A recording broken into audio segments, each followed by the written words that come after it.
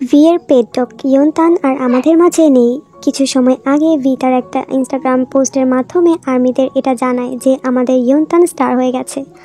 ইয়ন্তান এমন একটা ডগ ছিল যাকে ভি কেন পুরো আর্মির ফ্যান্ডম প্রচণ্ড ভালোবাসত। ইয়ন্তান অনেকটা সময় অসুস্থ থাকতো। তার 2বার শ্বাসনালীতে অস্ত্রোপচার করা হয়েছিল, কিন্তু তা ব্যর্থ হয়। ভি সবসময় ইয়ন্তানকে সুস্থ রাখার জন্য, স্বাভাবিক রাখার জন্য নিজের বাসায় রাখতো, নিজে কেয়ার করত। ভি ইয়ন্তানকে অসম্ভব ভালোবাসত। ভি যখন ইয়ন্তানকে দত্তক নেয় তখন ভি জানতো ইয়ন্তানের শ্বাসনালীতে সমস্যা রয়েছে।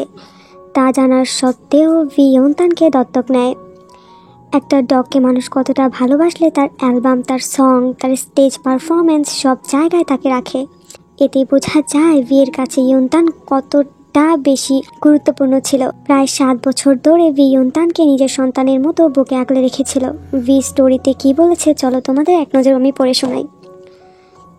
হ্যালো আর্মি, তোমরা সবাই বছরের শেষটা কাটাচ্ছ তাই না? আমি খুব যে আবহাওয়া এখন খুব ঠান্ডা নয়।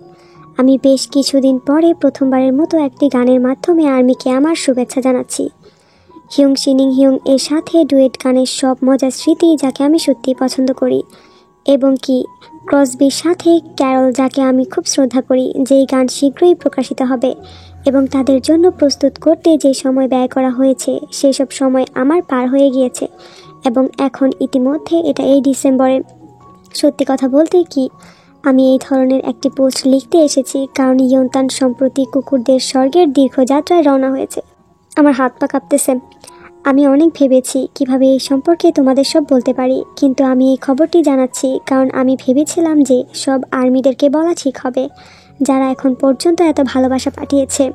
আমি কৃতজ্ঞ হব যদি আর্মিরা এখানে এবং সেখানে যখন তখন ইয়ন্তানের কথা ভাবতে সক্ষম হয়, এবং যাতে সে স্বর্গীয় সুখী হতে পারে।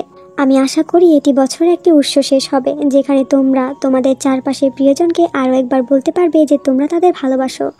আমি আশা করি যেদিন আমরা আবার দেখা করব ততক্ষণ পর্যন্ত আমি সর্বদা সুস্থ থাকব।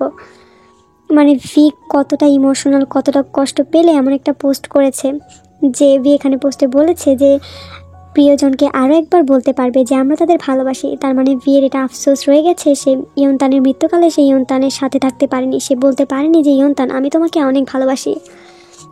এই ঘটনাটা আমাদের হৃদয়ে আঘাত করেছে। এটা অকল্পনীয়। আমাদেরই এতটা কষ্ট অনুভব হচ্ছে, তাহলে ভাবো যাকে ভি সন্তানের মতো এত বছর লালন পালন করেছে সেই ভিয়ের ভিতরে কি চলছে।